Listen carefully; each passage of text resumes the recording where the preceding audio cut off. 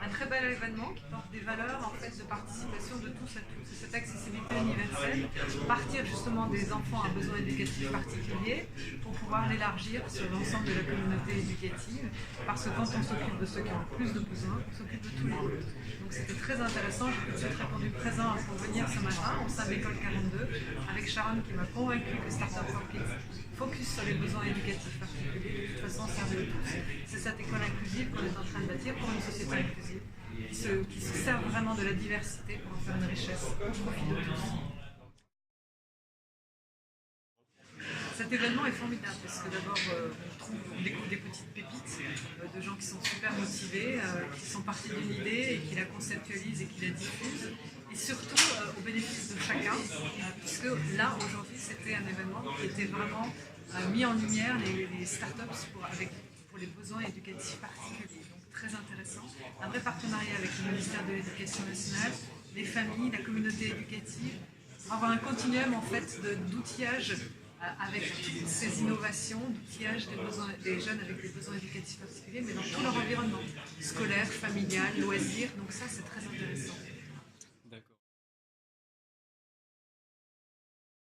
Les associations, c'est un des piliers de notre société, quelles qu'elles soient.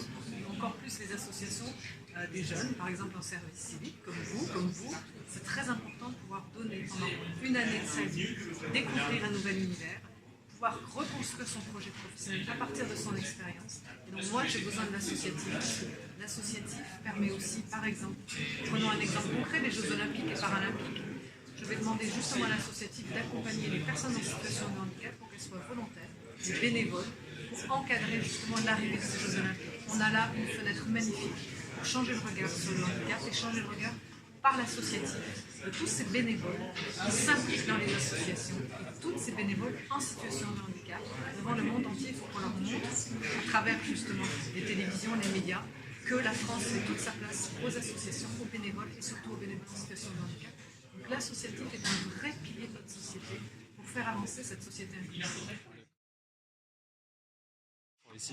Évidemment que j'emmènerai mes enfants ici, pour ça c'est grand les miens. Mais en revanche, pour ma dernière qui est porteuse de trisomie 21, j'ai découvert des choses très très innovantes, notamment pour apprendre l'anglais, notamment aussi pour être animateur de bande dessinée avec son propre coloriage, qui est très intéressant parce que cette petite start-up fait que la trace écrite devient belle, parce qu'en fait en photographiant ce coloriage, on efface tout ce qui est dépassement du coloriage et donc cette trace écrite qui est souvent compliquée pour les besoins éducatifs particuliers, pour ces élèves qui parfois sont différents, là ça la valorise et ils deviennent acteurs et acteurs de quelque chose de beau. Et donc c'est très intéressant de pouvoir valoriser les compétences et leur donner une belle estime de soi. Parce que ça c'est très important pour réussir dans la vie, d'avoir l'estime de soi.